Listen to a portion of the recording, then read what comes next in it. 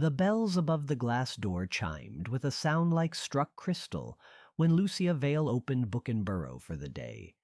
Cedar Hollow's main street was usually slow at that hour.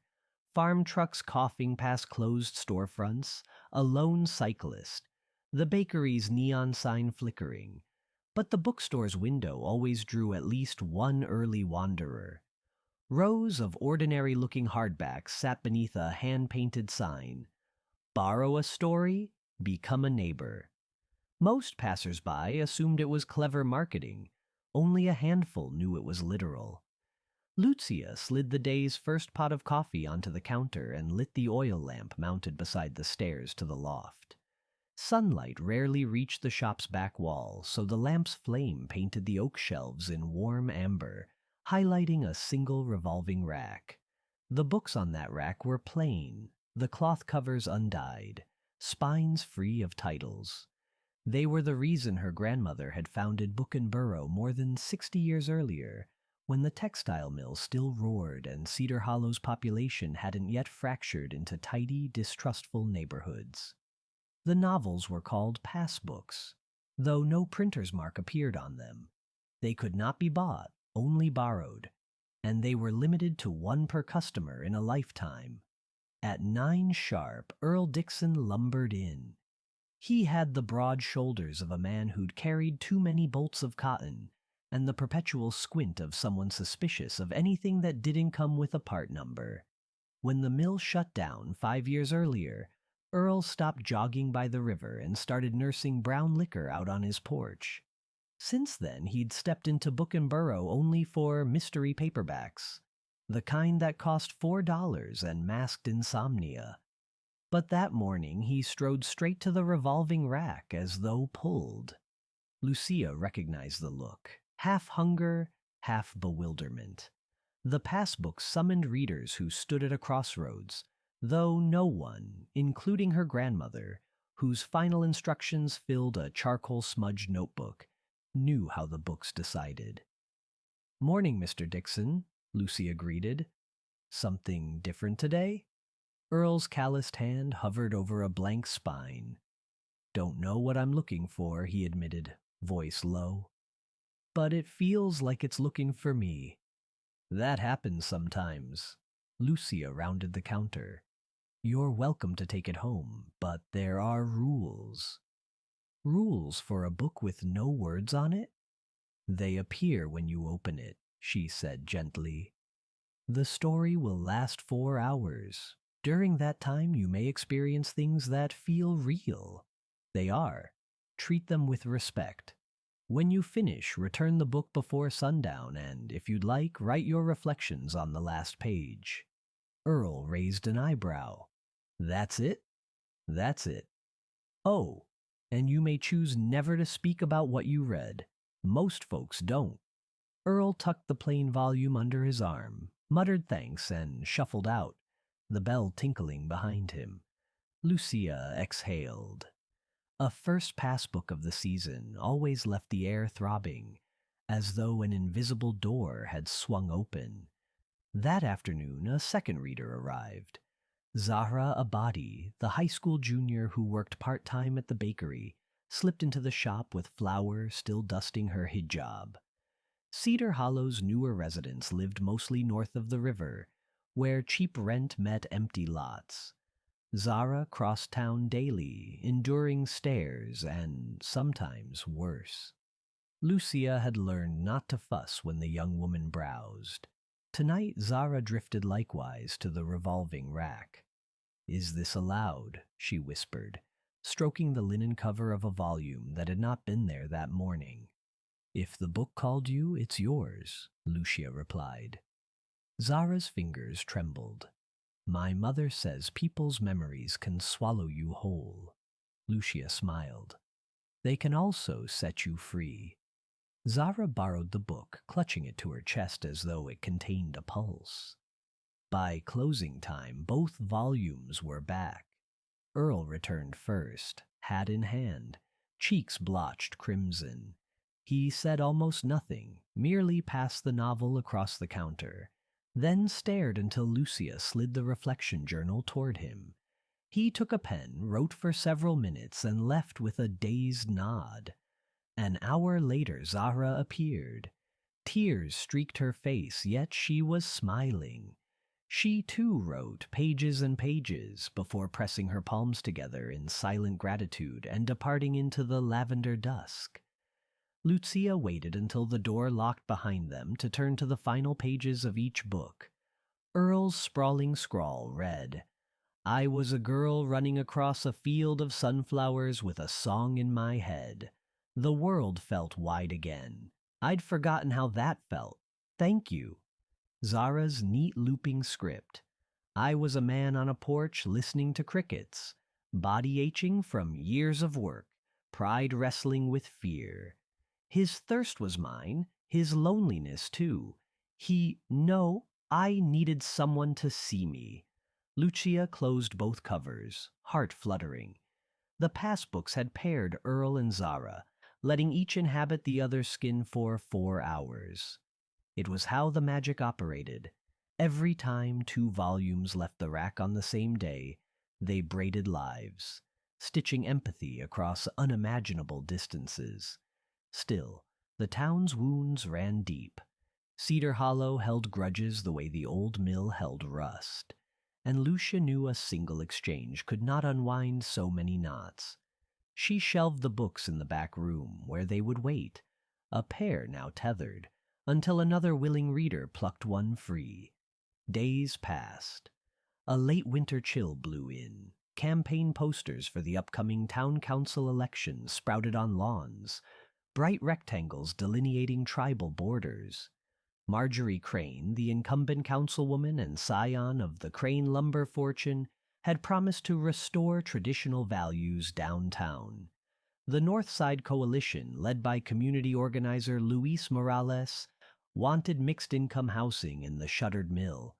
Yard signs became shorthand for allegiance, good or bad, depending on which diner you favored for breakfast.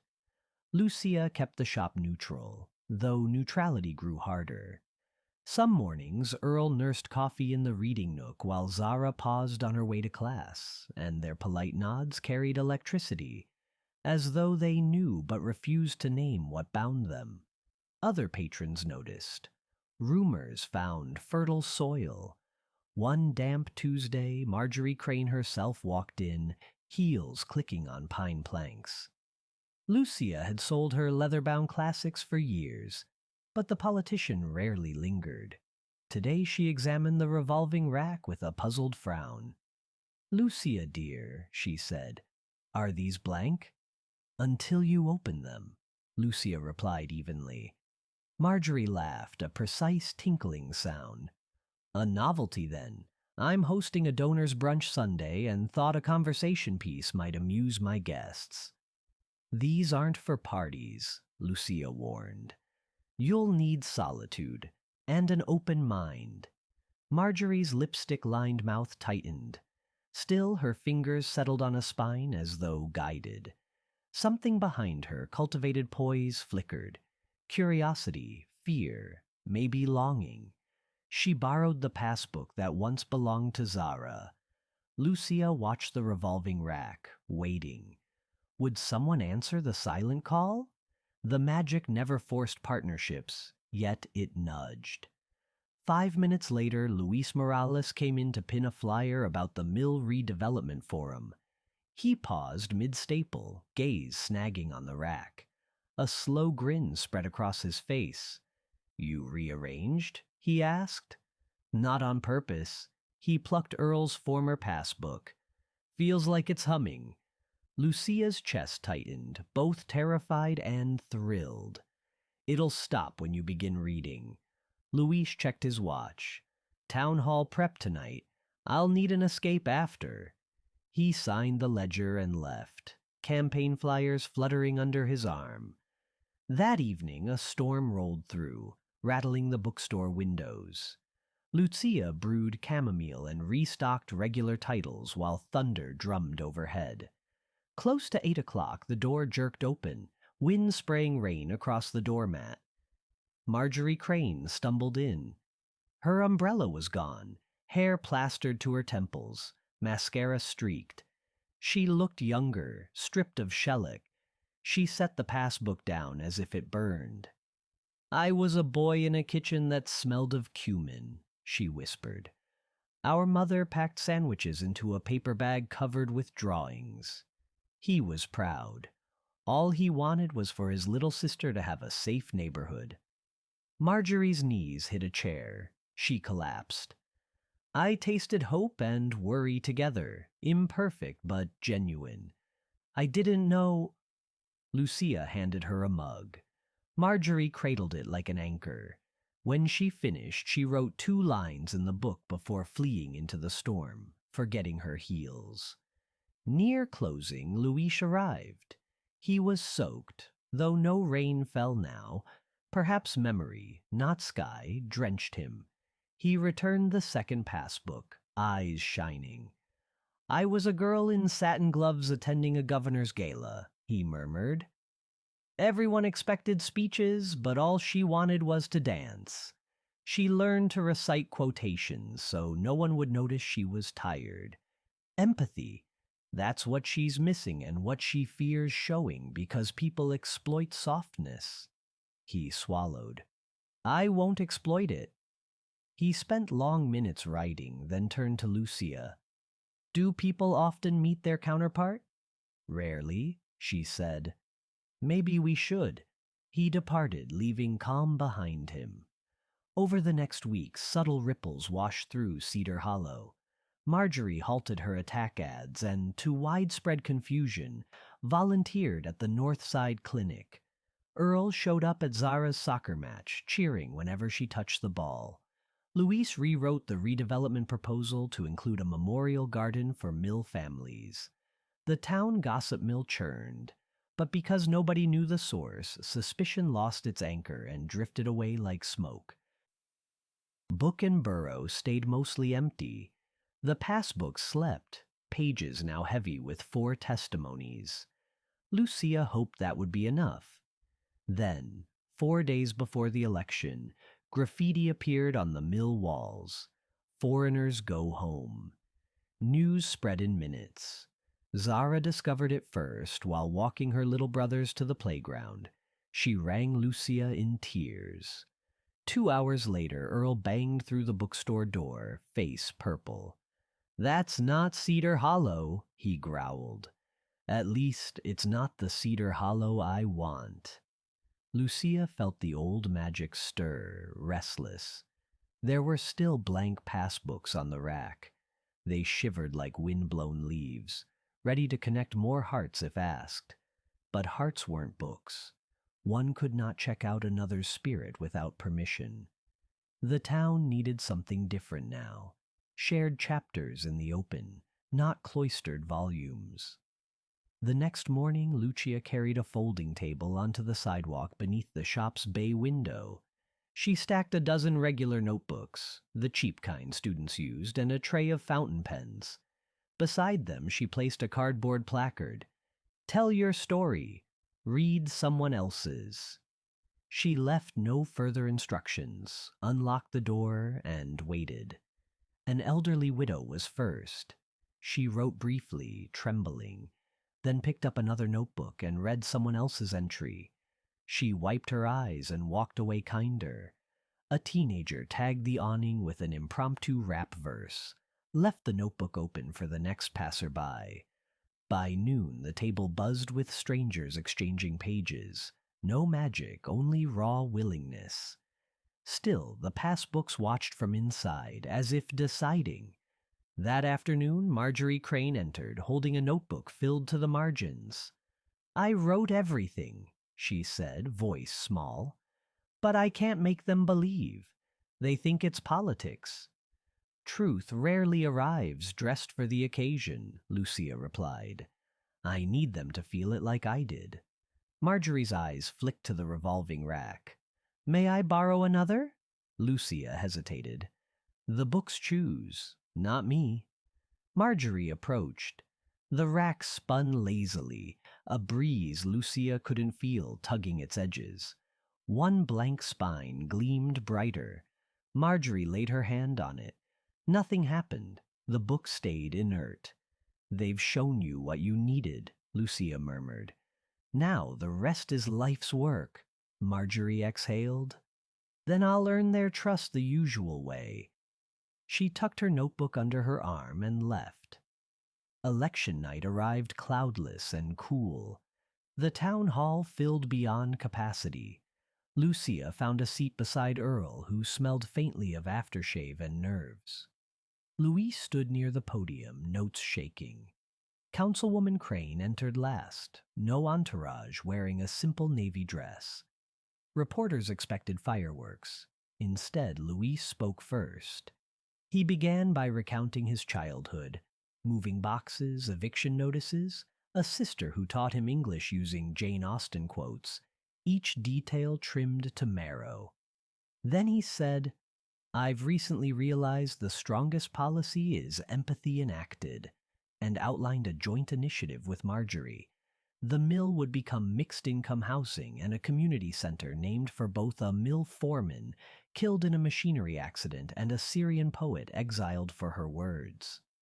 Gasps erupted. Applause followed like summer rain. When it was Marjorie's turn, she unfolded her notebook. Some of you know me as polished, she began. But polish hides scratches. She spoke of pressure, of loneliness inside giant ancestral halls, of how she'd sought comfort in certainties that fit like too tight gloves. She read a passage about cumin-scented kitchens, never naming Zara yet painting her essence so vividly, half the room tasted spice. We are each other's safe passage, she concluded. Silence fell, heavy and pulsing. Then the Northside delegation stood, clapping. Soon the whole hall joined. Lucia felt the bookstore's bell ring in her bones, though she sat miles away. Magic recognized magic. Afterward, in the lobby's hush, Zara approached Earl. They'd traded shy greetings before, but tonight they spoke freely. She told him she'd won a scholarship to the state university. He promised to send her sunflowers from his backyard. Louise and Marjorie sketched plans on the back of campaign leaflets, laughing at private jokes. The town's divisions hadn't disappeared, yet doorways between hearts had opened, propped wide. Weeks later, Cedar Hollow found a new rhythm, still imperfect but threaded with unfamiliar grace. One November afternoon, as maple leaves spiraled down Main Street, Lucia discovered the passbooks had rearranged themselves. Their covers now bore faint imprints like footprints in fresh snow. Zara's curling Z inside a sunflower. Earl's block E framed by river reeds. Louise's looping L entwined with Marjorie's M. The books glowed, satisfied. A traveler entered, suitcase in tow. He glanced at the unmarked rack, eyes widening with that telltale hunger. Lucia smiled. The magic was ready again, ready to lend another life, ready to knit another tear in the world's fabric. But she'd learned something, too. Every borrowed story was a beginning, never an end. It took people, awake and stumbling, to write the chapters that followed. Welcome to Book and Burrow, she said, offering her hand. Care to find out who your neighbor really is?